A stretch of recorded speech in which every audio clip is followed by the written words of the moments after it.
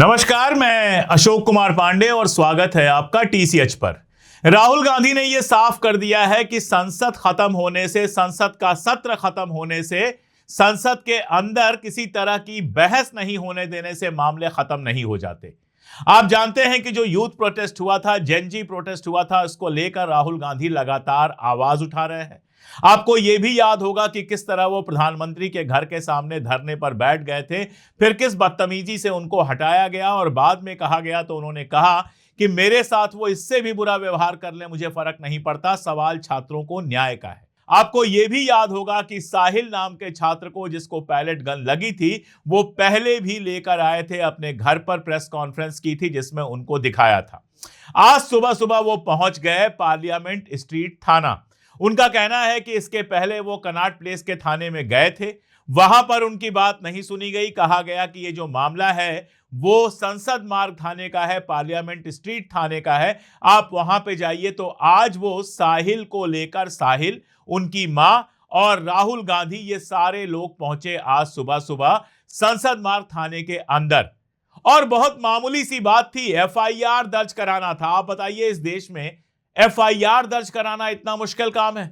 लड़का सामने है, पैलेट गन की उसको चोट लगी है, जो छर्रे हैं वो छर्रे उसके हाथ में हैं, अपराध बिल्कुल सामने है, और उसके बावजूद पुलिस इस बात की एफआईआर दर्ज करने को तैयार नहीं कि उसको जो पैलेट गन लगी उसके लिए जिम्मेदार कौन है। राहुल गांधी ने जब कहा कि ये एफआईआर दर्ज की जाए तो पुलिस ने मना कर दिया, और उसके बाद से लगातार राहुल गांधी धरने पर बैठे हुए हैं। कांग्रेस के कई नेता वहां पर दिखाई दे रहे हैं। प्रियंका गांधी वहां पहुंची हुई हैं, दिल्ली प्रदेश कांग्रेस के अध्यक्ष देवेंद्र यादव वहां पहुंचे हुए हैं, शैलजा जी हरियाणा वाली वो दिखाई दे रही हैं वहां पर, और इसके अलावा भी कई सारे नेता दिखाई दे रहे हैं। सलमान खुर्शीद का बयान आया और जाहिर है कि पूरी कांग्रेस पार्टी उनके पीछे खड़ी है। इस मुद्दे पर कुछ बातें करना बेहद जरूरी है। जेपी नड्डा का बयान आया है, उस पर भी बात करूंगा, लेकिन सबसे पहले राहुल गांधी ने वहां जो प्रेस कॉन्फ्रेंस की, जो प्रेस को बताया, उसको सुन लेना बेहद जरूरी है। 20 जुलाई को पैलेट गन का प्रयोग हुआ, उसका सबूत क्या है? सबूत ये है, देखिए, ये है पैलेट्स, देख लीजिए, इनको अच्छी तरह देख लीजिए, ये देखिए, ये है पैलेट्स। ये कहां से आए? ये इनके शरीर से आए, दिखाओ, ये इनके यहाँ लगे छर्रे, 200 छर्रे इनके शरीर के अंदर है, 3 छर्रे इनके आंख में है। वो फाइल दिखाओ,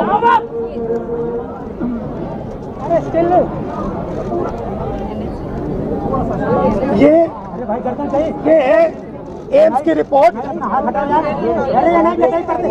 लेडी हार्डन की रिपोर्ट, जिसमें साफ लिखा है कि इनको, एम्स की एरी, जिसमें साफ लिखा है कि इनके शरीर में 200 से ज्यादा छर्रे हैं, आंख में 3 छर्रे हैं, आंख इनकी खो गई है, उस आंख से वो नहीं देख पाएंगे,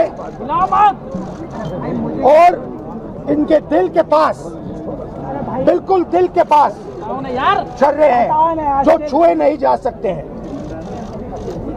दिल्ली पुलिस ने कहा कि हमने छर्रे नहीं चलाए, तो एक ही सवाल है, अगर आपने नहीं चलाए तो किसी ने तो ये छर्रे चलाए होंगे, शायद किसी और ने इन पर छर्रे चला दिए, और अगर किसी और ने नहीं चलाए तो पता नहीं, शायद इन्होंने ही छर्रे चला दिए हों। मगर क्राइम तो हुआ है, क्योंकि इनके शरीर में छर्रे हैं।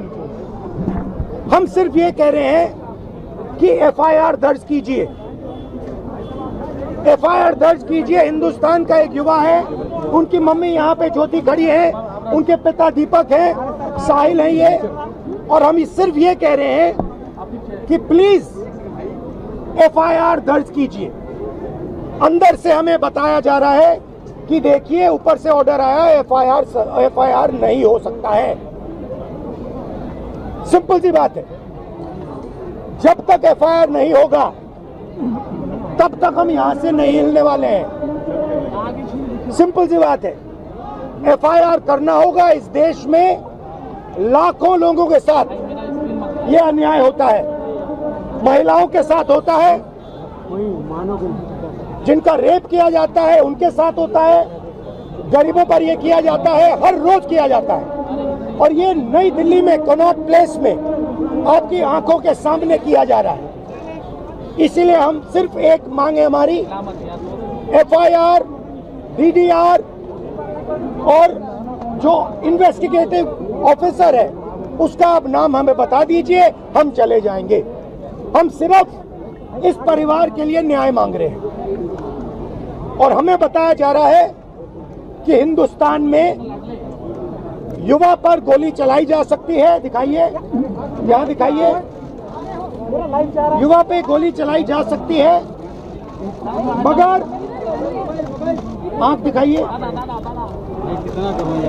गोली चलाई जा सकती है, मगर इस देश में अमित शाह की होम मिनिस्ट्री, दिल्ली पुलिस के लोग न्याय नहीं दिलवाने देंगे। अब देखिए, पैलेट गन वाला मामला तो बिल्कुल क्लियर है। जब यह आया तो कहा यह गया कि नहीं, किसी तरह की पैलेट गन नहीं चली है। उसके बाद आरटीआई लगाई साकेत गोखले ने, जो तृणमूल कांग्रेस के सांसद हैं, राज्यसभा के मेंबर हैं। तृणमूल कांग्रेस की आरटीआई के बाद, मतलब साकेत की आरटीआई के बाद जो अस्पताल ने जवाब दिया, अस्पताल ने बिल्कुल क्लियर किया, लेडी हार्डिंग हॉस्पिटल ने जो जवाब दिया उसमें बिल्कुल क्लियर किया कि कम से कम 10 लोगों को पैलेट गन लगी है। इसके अलावा न्यूज लॉन्ड्री और बाकी लोगों ने जब रिसर्च किया तो पता यह चला कि बाकायदा इसकी परमिशन दी गई थी और यह थाने के रोजनामचे में दर्ज है। तो सरकार का यह झूठ तो उसी दिन गिर गया कि पैलेट गन नहीं चली थी। अब तो यहां तक बात आ रही है कि बिहार में AK-47 चली थी। चले भले नहीं, लेकिन AK-47 दिखाई गई थी। यह बिहार की सरकार ने सुप्रीम कोर्ट के अंदर माना है। और एक दरोगा ने 9mm की पिस्तौल भी चलाई थी। गोली बाकायदा 9mm की पिस्तौल से चली थी। यह व्यवहार किया इन लोगों ने बच्चों के साथ जब वो अपने आंदोलन के लिए उतरे। और भारतीय जनता पार्टी तो स्कूलों और कॉलेजों और पेपर लीक के सवाल को दबाने के लिए किसी भी लेवल पर उतरने को तैयार है। आशुतोष रांका जो सीजेपी के हैं, वो राजस्थान गए हुए थे एक स्कूल में। उनको शिकायत मिली थी कि इस स्कूल में गड़बड़ियां चल रही हैं, भैंस के तबेले में स्कूल चल रहा है। जब वहां पहुंचे तो गांव के कुछ लोगों ने उनके ऊपर हमला कर दिया, गाड़ियों पर हमला कर दिया और बदतमीजी करने लगे। और बाद में बोले कि वो स्कूल को बंद कराने आए थे। जो आदमी, जो संगठन देश भर के स्कूलों की आवाज उठा रहा है, उसको दबाने के लिए इन लोगों को भेज दिया गया। जाहिर सी बात है कि इन लोगों का भी स्वार्थ होगा, या फिर जैसा कि आशुतोष का कहना है कि ये लोग भारतीय जनता पार्टी से जुड़े होंगे। पेपर लीक की कंडीशन यह है कि आज की ही खबर है, कोई पुरानी खबर नहीं है। छत्तीसगढ़ में पेपर लीक होने की खबर आज की ही है। छत्तीसगढ़ में किसकी सरकार है? राज्य में भारतीय जनता पार्टी। केंद्र में किसकी सरकार है? भारतीय जनता पार्टी, जिसको ये डबल इंजन कहते हैं। तो डबल इंजन की सरकार में छत्तीसगढ़ में आज ही पेपर लीक हुआ है, लेकिन सारा मीडिया उस पर खामोश है। हकीकत यह है कि पेपर लीक एक वायरस बन चुका है जो छोटी मोटी चीजों से दूर नहीं होने वाला। और राहुल गांधी उसी सवाल को लेकर खड़े हैं कि पेपर लीक के मामले पर जब छात्र आंदोलन कर रहे थे तो उनके ऊपर गोलियां चलाने का आदेश किसने दिया? आप जानते हैं, संसद जब चल रही थी तब भी उन्होंने यह सवाल उठाया था, अमित शाह से पूछा था कि आप बताइए कि गोली चलाने का आदेश किसने दिया था, पैलेट गन चलाने का आदेश किसने दिया था। अगर आपने आदेश दिया था तो आप क्रूर हैं, और अगर आपने आदेश नहीं दिया था तो आप इनकॉम्पिटेंट हैं, आप अयोग्य हैं। बिना आपके आदेश के आपके मातहत जो ऑफिसर हैं वो इस तरह की कार्रवाई कर रहे हैं। लेकिन वंदे मातरम पर रोज नया तमाशा करने वाली भारतीय जनता पार्टी इस पर खामोश है। और वंदे मातरम पर आकर ज्ञान देने वाले, देशभक्ति सिखाने वाले अमित शाह, मतलब अमित शाह के कहने का मतलब यह है कि महात्मा गांधी, जवाहरलाल नेहरू, मौलाना आजाद, सरदार पटेल, नेताजी सुभाष चंद्र बोस, रविन्द्रनाथ टैगोर, ये सारे लोग देशभक्त नहीं थे जिन्होंने दो बंद गाने का निर्णय लिया था। ये नए देशभक्त हुए हैं और इस बार कांग्रेस इनके इस पैंतरे के सामने झुकने को तैयार नहीं है। कांग्रेस की CWC ने बाकायदा प्रस्ताव पास कर दिया कि जो दो बंद हम गाते थे, जो 1937 के प्रस्ताव में कांग्रेस ने पास किया था, हम वही गाते रहेंगे। आपको जेल भेजना है जेल भेजो, जो करना है वो करो। राष्ट्रवाद के झूठे नाटक को हम झेलने वाले नहीं हैं। हम सच्चे राष्ट्रवादी हैं, हम सच्चे देशभक्त हैं और हमारे पुरखों ने जो तय किया था हम वही गाएंगे। कांग्रेस ने यह क्लियर कर दिया है। और ये क्लियर करने के बाद भारतीय जनता पार्टी लगातार बैकफुट पे है, उसके कुछ समझ में नहीं आ रहा है क्या करें। तो अर्णव गोस्वामी और इस तरह के लोगों को लगा दिया गया है कि दिन रात वंदे मातरम पे बहस करो, लेकिन आज की कंडीशन क्या थी? आज राहुल गांधी ने जिस तरह से धरना दिया है संसद मार्ग थाने पर और दे रहे हैं, सारे टीवी चैनल्स पर उन्हीं की खबर है। आप देखेंगे सारे यूट्यूब चैनल हो, टीवी चैनल हो, सब पर आज राहुल गांधी की खबर है, क्योंकि सब जानते हैं कि राहुल गांधी ने जो मुद्दा उठाया है वो देश के युवाओं के साथ जुड़ा हुआ है और राहुल गांधी इस मुद्दे पर झुकने को तैयार नहीं है। देखिए, बड़ी मजेदार बात हुई है। एफआईआर ना दर्ज करके पुलिस ये दिखा रही है कि उसके ऊपर कितना प्रेशर है। एक नॉर्मल सी बात है, कोई अपराध हुआ है तो कोई जाता है, उसके लिए आप फर्स्ट इंफॉर्मेशन रिपोर्ट दर्ज करो। वहां कोई सजा थोड़े देनी है, वहां कोई आपको तय थोड़े करना है। एफआईआर होगी, मुकदमा चलेगा, जज साहब तय करेंगे। अगर कोई एफआईआर लिखने को कह रहा है तो पुलिस का काम है कि वो एफआईआर लिखे।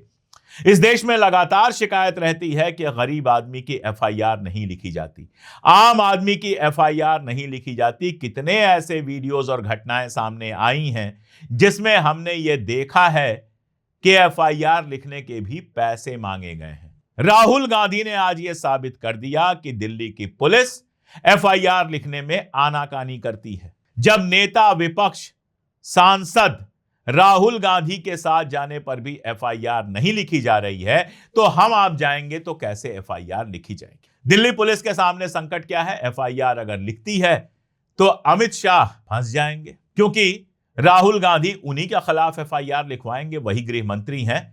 दिल्ली पुलिस की जिम्मेदारी उन्हीं के ऊपर है और साथ में दिल्ली पुलिस के अधिकारियों पर लिखवाएंगे। और अगर नहीं लिखती है तो यह सवाल कोर्ट तक जाएगा कि आपने एफआईआर क्यों नहीं लिखा। और यह जो हमला हुआ है, साहिल जिसके ऊपर हमला हुआ है, यह दिल्ली यूनिवर्सिटी में पढ़ता है और अपने परिवार की सहायता करने के लिए पार्ट टाइम में ड्राइविंग करता था। उबर ओला किसी की ड्राइविंग करता होगा। अब इसको जो चोट लगी है उसमें एक आंख की रोशनी काफी हद तक चली गई है और कहा जा रहा है कि सिर्फ और सिर्फ 1% उम्मीद है कि उस आंख की रोशनी वापस आए, यानी जिंदगी भर के लिए आप यह कह सकते हैं कि उसके एक आंख की रोशनी छीन ली गई। अब जाहिर तौर पर यह अपराध है। कोई लोकतांत्रिक तरीके से अगर वहां पर विरोध करने गया था, पत्थर नहीं फेंक रहा था, गोली नहीं चला रहा था, तो उसके ऊपर पैलेट गन चलाना निश्चित तौर से अपराध है। और इसीलिए दिल्ली की पुलिस किसी भी तरह की एफआईआर लिखने से बच रही है। देखिए, पैलेट गन का जिक्र सबसे पहले हमने सुना था जब कश्मीर में पैलेट गन चली थी। मैं कश्मीर पर रिसर्च करता हूं, कश्मीर पे किताबें हैं मेरी, आप जानते हैं। तो कश्मीर जाकर मैंने देखा है कि पैलेट गन जिन लोगों को लगा है उनका क्या हाल है।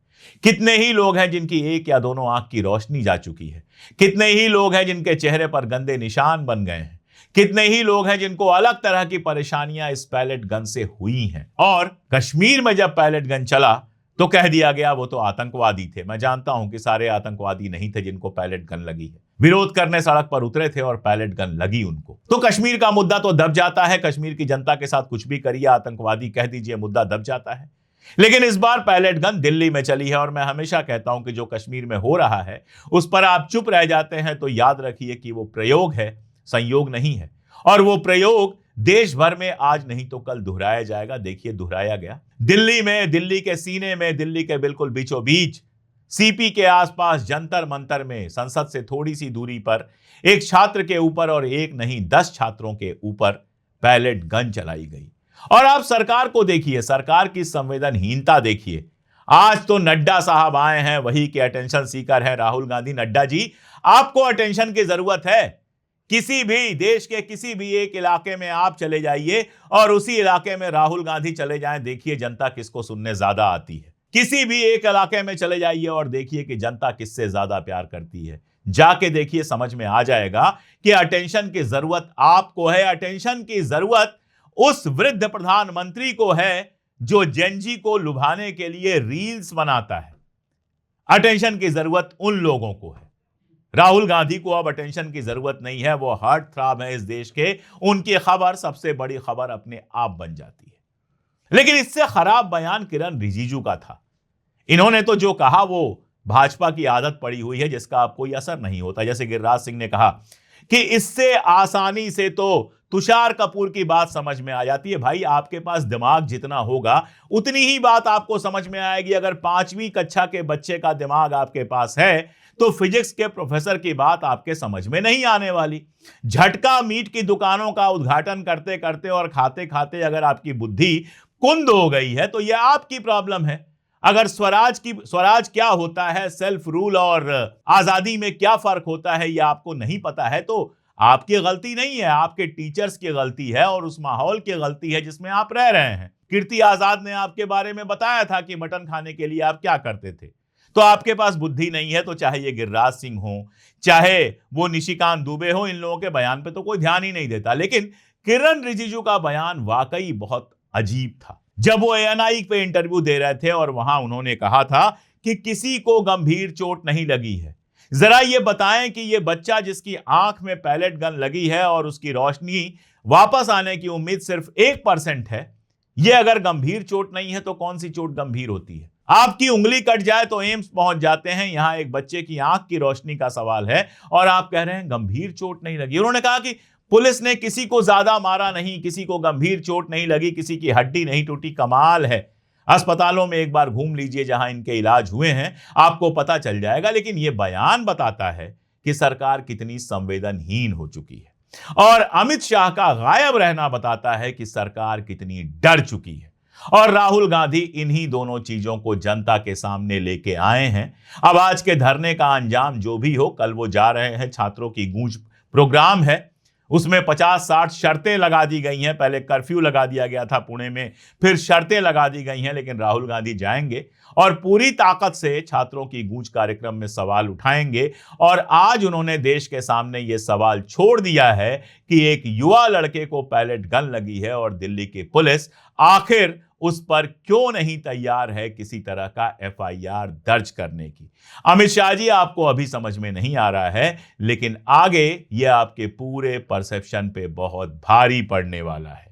लोग कहते थे राहुल गांधी सड़क पर क्यों नहीं आते, और राहुल गांधी जिस तरह से सड़क पर आ रहे हैं, सवाल पूछने वालों की रूह जरूर कांप रही होगी। मैं इसलिए खुश हूं कि देश को ऐसे ही सक्रिय विपक्ष की जरूरत थी और हम खुश हैं कि देश को ऐसा विपक्ष मिला है। आज के लिए इतना ही, बहुत शुक्रिया।